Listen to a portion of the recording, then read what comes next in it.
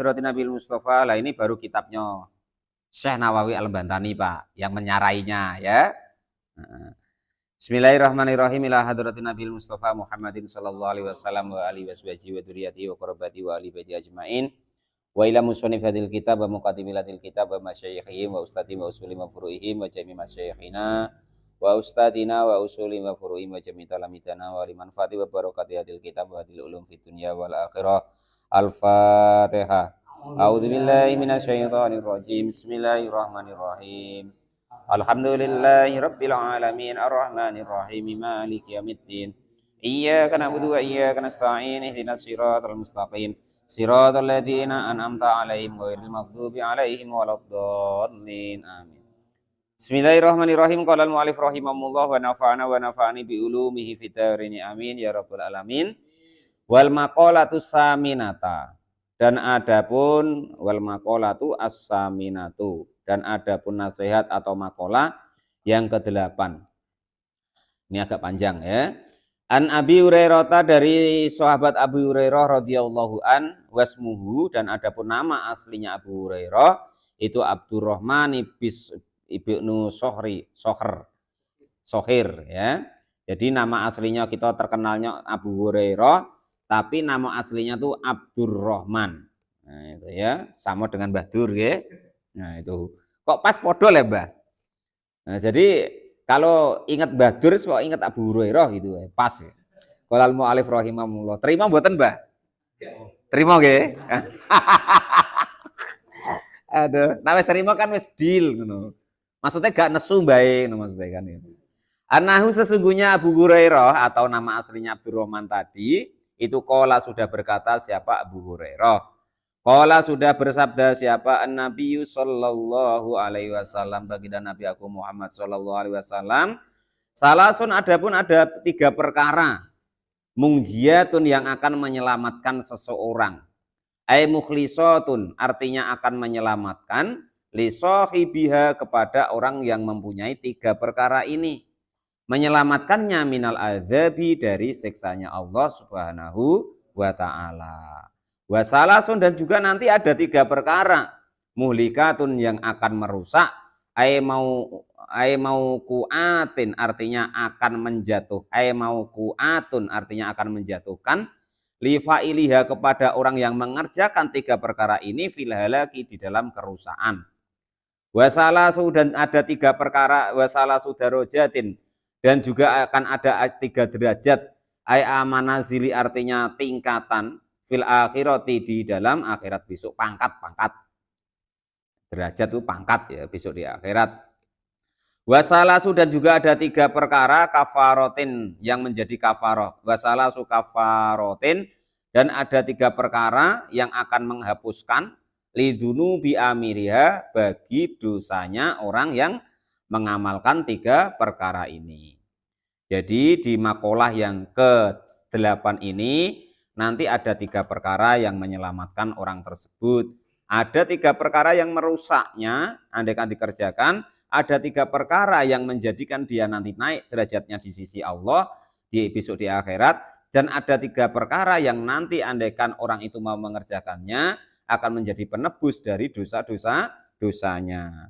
Amal mungjiyatu, adapun 3 perkara yang akan menyelamatkan seseorang itu fakhosyatullahi, maka takut kepada Allah Ta'ala, fisirri, dalam keadaan sendirian atau rahasia, wal alaniyati, dan juga dalam keadaan terjaga atau rame. Kudima, didahulukan apa, sirri, yang sendirian atau rahasia. Li'anna taqwallahi, karena sesungguhnya takwa kepada Allah itu fihi, di dalam keadaan pas sendirian itu ala darajatin, paling tingginya derajat. Karena terkadang begini, orang kalau pas di tempat umum, Pak Rozak, Pak RT ya kan, jago imet, jago kewibawaan, sehingga terkadang dia jaga amal-amalnya supaya tidak jatuh ke hal yang tidak baik. Lah nanti kalau pas sendirian atau pas dewean atau pas di rumah ya kan, seenaknya sendiri, berbuat maksiat kepada Allah Subhanahu wa taala, itu makanya paling berat. Nah, makanya biasanya itu kita disuruh takwa kepada Allah baik dalam keadaan sendiri maupun dalam keadaan ramai. Nah, itu karena keadaan sendiri itu lebih berat Bang Edi. Nah, gitu. Nah, itu ya. Nah, itu yang pertama. Tak secara diam-diam, Mbak. Ataupun begini, walaupun dalam keadaan sepi tapi hati kita icaknya kelihatannya Mas Sadat elok-elok lah. Cuman rupanya dalam hati kampret kau umpama ya kan. Ya sama wae itu dalam keadaan yang rahasia yang kita tidak bisa menjaga takwa kita. Suudon dengan kawan kita ya kan. Nah, terus ibaratnya itu mendendam kepada kawan kita. Nah, sombong kepada kawan-kawan kita dan lain sebagainya. Itu yang rahasia. Sombong tuh gimana sih, Pak? Kok rumusnya satu, Pak RT. Kita kok merasa lebih baik dari orang lain, siapapun itu dan apapun itu, maka itu ada bibit sombong di hati kita. Nah, kita ibaratnya tuh sudah ngelamar jadi muridnya iblis.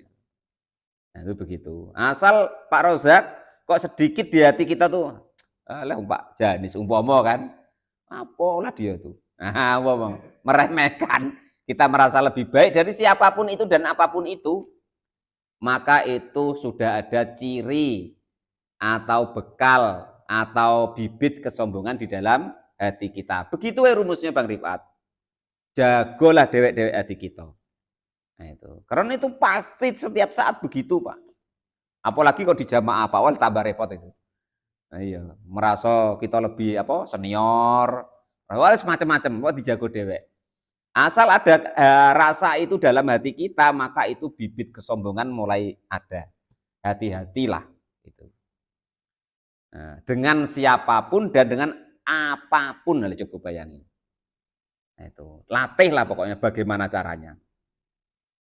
Apalagi kok cuma masalah dunia, jangan coba-coba. Itu yang pertama ya. Maka orang akan selamat. Bertakwa kepada Allah, takut kepada Allah baik dalam keadaan sepi maupun dalam keadaan ramai, baik yang nyata maupun yang rahasia. Itu yang pertama. Wal qasdu dan juga tengah-tengah, sederhana. Fil fakri di dalam kefakiran, wal gina dan juga kekayaan, artinya sederhana. Walaupun mungkin hartanya banyak, dia biasa baik. Walaupun dia itu nggak punya apa-apa Pak RT, tapi dia biasa wae. Pokok serba biasa saja. Nengok orang bagaimanapun biasa. Kecuali yang memang oleh Allah dan Rasulnya kita diperintahkan untuk menghormati.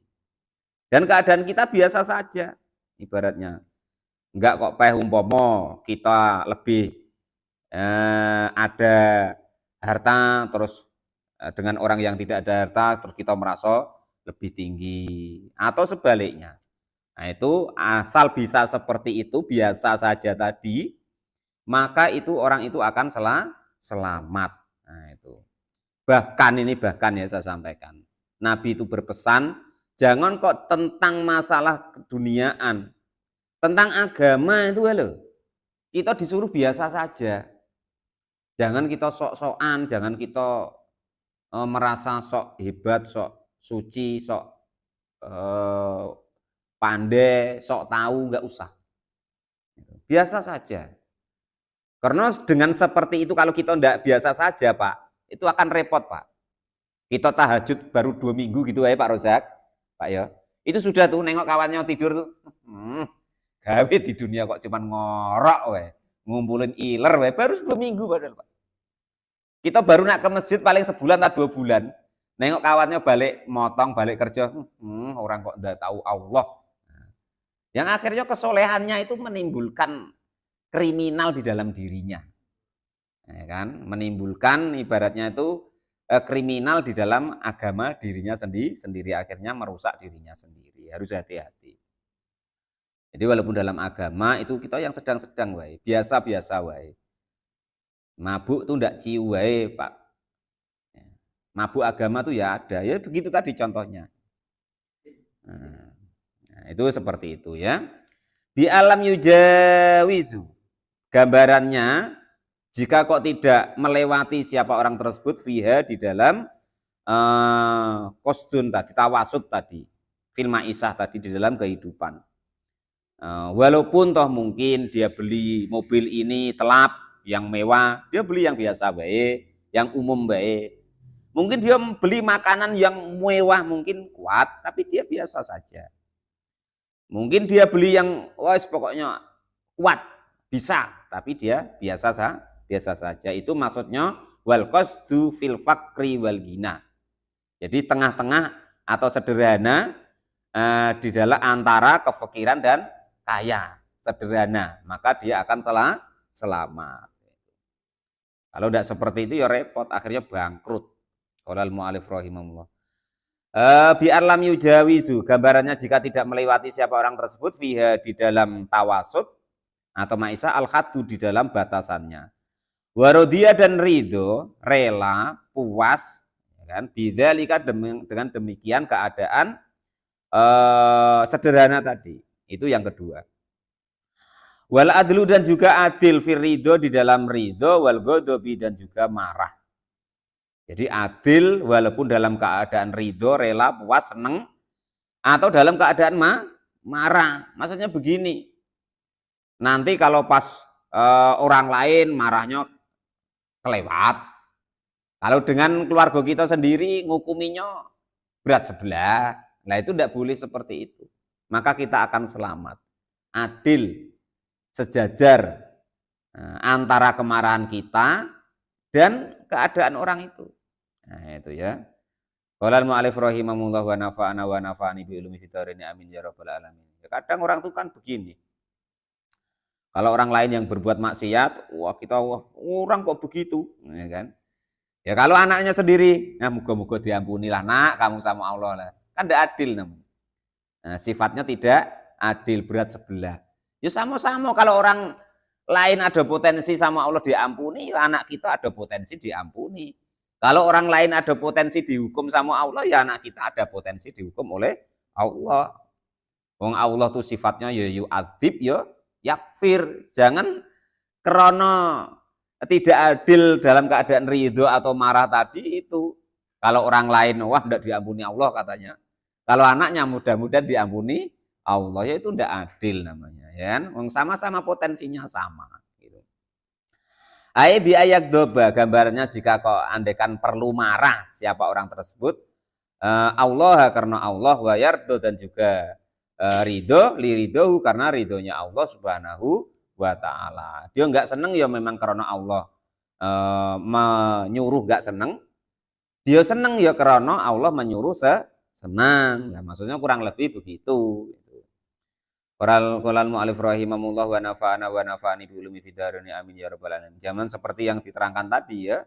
Itu. Qolal mu'alif rahimahullah. Jadi kita harus memandang seimbang dalam dunia ini karena yaitu tadi kita tidak dalam hakikatnya kita sama-sama tidak tahu. Kita sendiri loh. Dengan diri kita sendiri loh tidak sama-sama tidak tahu apa ke surga apa ke neraka karena surga neraka itu fadl dan adabnya Allah subhanahu wa ta'ala, fadlullah dan juga suhtullah. Tinggal kita nanti penempatannya di mana. Itu tadi yang 3 perkara yang akan menyebabkan kita itu selamat. Pertama, takut kepada Allah dalam keadaan rahasia maupun terang-terangan. Yang kedua, sederhana dalam masalah dunia. Yang ketiga, tengah-tengah atau adil dalam menghukumi ketika senang ataupun marah. Nah, itu yang 3 akan menyelamatkan kita. Wa amal muhlikatu, adapun 3 perkara yang akan merusak orang tersebut, andaikan kita mengerjakan atau ada 3 perkara ini bukan niat menyindir siapapun, kita ngaji, belajar, pas ketepatan pembahasannya ini. Kalau ada yang seperti ini nanti, ya jangan dimarah saya. Saya cuma membaca, menerangkan. Di Bang Rifat ya, boleh terus dendam karo aku Pak Rifat. Jangan Pak RT ya. Besok di portal pula saya lewat Kutoboyo. Jadi andaikan ada 3 perkara ini di diri kita, maka akan menyebabkan kita menjadi rusak. Yang pertama itu fasuhung sadidun, yaitu menggenggam atau pelit lah bahasanya. Sadidun yang sangat-sangat pelitnya. Nah itu. Nak ngeluarin ludah oleh sayang ibaratnya kan. Nah, nak makan enak wae sayang. Itu. Qala al-mu'allif rahimahullah. Makannya yaitu apa namanya? Kacang hijau direndam, langsung diminum pakai air. Besok ditungguin keluarnya, dicuci lagi, diminum lagi, dimakan lagi, terus macam itu saking pelitnya. Qala al-mu'allif rahimahullah. Jadi pelit yang naudzubillah lah pokoknya. Ai bakhilun artinya pelit syadidun yang sangat. Fala yu'addi maka tidak memenuhi siapa orang tersebut segala sesuatu alaihi yang itu wajib apa kepada orang tersebut.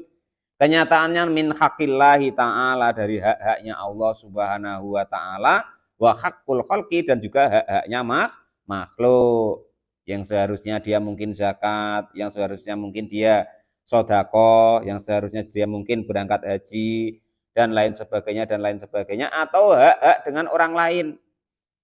Nah, perkara dikit lo ya sampai 7 hari tidak selesai padahal selisih 1000 umpama kan. Walal mu'alif rahimahullah wa nafa'ani bi ilmi hidarini amin ya rabbal. Jangan pelit-pelit. Supaya enggak pelit itu bagaimana sih, Pak?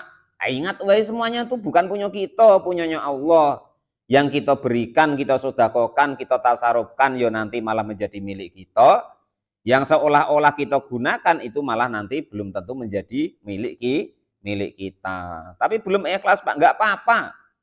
Sedekah ngamal enggak ikhlas enggak apa-apa, tetap baik. Bolak-balik saya terangkan ya kan.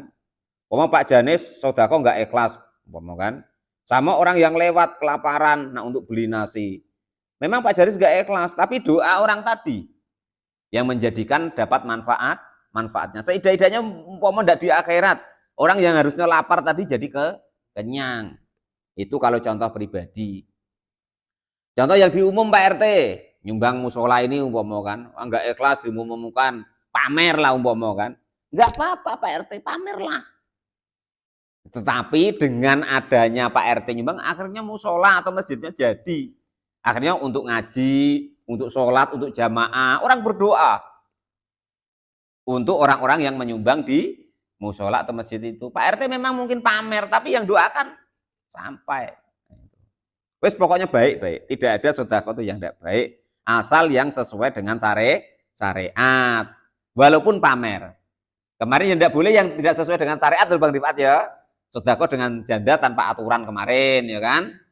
Ya entah duitnya entah apanya kemarin tuh kan. Kedinginan disedekahi selimutin umpama. Nah, itu termasuk yang nggak boleh kemarin loh ya. Kakek salah paham pula gitu. Nah, itu begitu ya. Jadi salah satu yang menyebabkan orang akan celaka itu pelit. Wes pelit itu pokoknya repot di dunia ya repot di akhirat. Di dunia diceng kawan-kawannya Bang Edi. Di akhirat diceng surga, diceng neraka. Nah, di pintu surga ditulis ana haramun lil bukhola. Saya haram dimasuki orang-orang yang pelit. Lah neraka ya ada pengumumannya. Nah, itu. Ana ma'wa lil bukhola. Saya tempat kembalinya orang-orang yang pelit. Wong punya dia idak le pelitnya minta ampun Pak RT. Seolah-olah harta itu nanti mati. Padahal mati ya tidak bawa, istri ya ditinggal, anak ditinggal. Kalau ditinggal lah. Kemarin tuh malam Rebu, ya kan? Malah dunianya dewek itu loh, malah ibaratnya tuh menyalahkan dia, kan gitu. Wa fi riwayatin dan itu di dalam riwayat faskun adapun fasakh mutaun yang diikuti.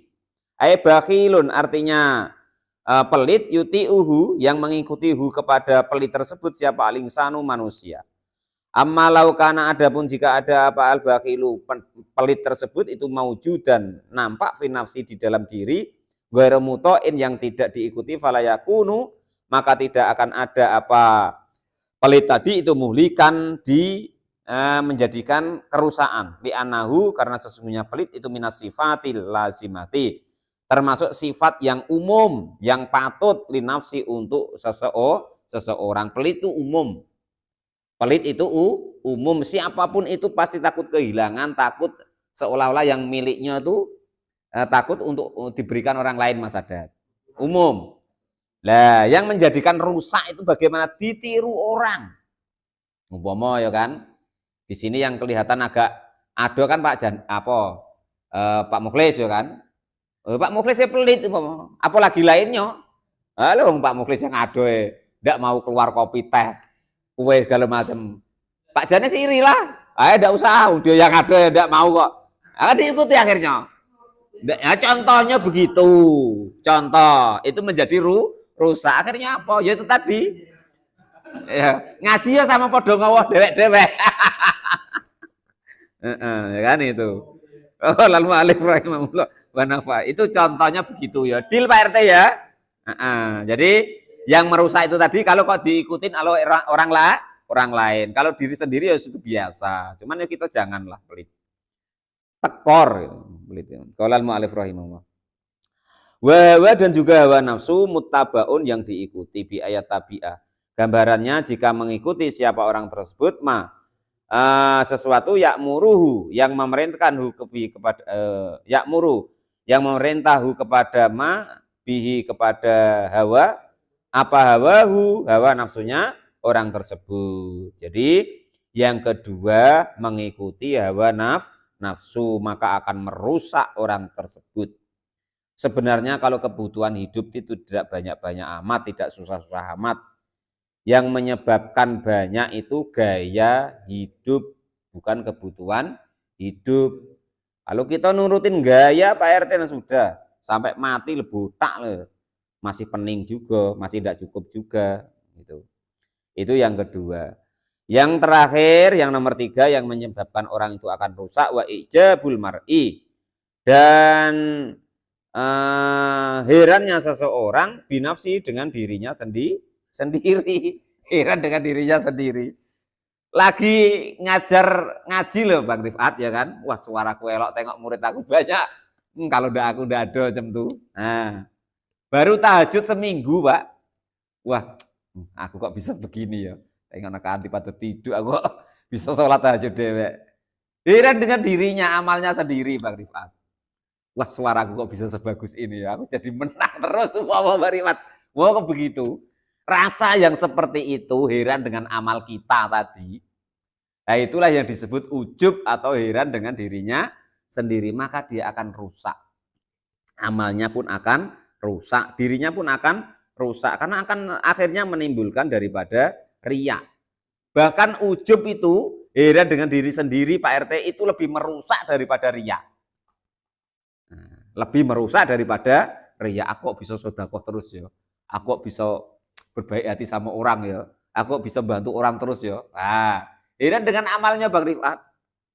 Aku kok bisa jamaah terus ya. Macam orang tuh pada tidur ya kan. Aku kok bisa sholat tahajud terus ya. Kanti pada ngiler Pak, ngomong kan. Nah, itu seperti itu. Itu namanya istilahnya itu herannya seseorang dengan dirinya sendiri. Ainadru. Artinya melihatnya orang tersebut ilaiha kepada dirinya sendiri biainil kamali dengan pandangan sempurna. Ma'anisyani nikmatillahi ta'ala beserta lupanya dia terhadap nikmat-nikmatnya Allah subhanahu wa ta'ala. Wa ma'al amni dan juga beserta merasa aman min zawaliya dari hilangnya nikmat. Dia berpikir tuh bahwa nikmat itu tidak akan hilang. Dia berpikir bahwa dia tahajud tadi bisa selamanya. Dia berpikir bisa ngajar selamanya. Dia berpikir bisa sedekah, bisa punya duit selamanya. Maka akan merusak dirinya sendiri. Orang tuh silih berganti seperti keterangan kemarin tuh loh. Ngaji tafsir Jalalain. Kan silih berganti Bang Edi ya. Di masa ini mungkin golongan ini yang mewah, yang kuat. Di lain waktu nanti beda lagi. Begitulah Allah membuat sunnah di dunia ini Pak RT. Ya mungkin saat ini Pak RT jadi Pak RT, besok mungkin jadi kadus, atau bisa tidak jadi apa-apa. Nah, sama dengan Pak Janes, dulu jadi BPD, ketuanya pula. Sekarang tidak jadi apa-apa. Yang jadi orang lain. Roda berputar kata Pak Janes ya. Nah itulah ada 3 perkara yang akan menyelamatkan seseorang, 3 itu tadi. Yang kedua ada 3 perkara yang akan merusak seseorang ya 3 perkara itu tadi. Wallahu a'lam bishawab. Alhamdulillahirabbil alamin. Wa ijabul mar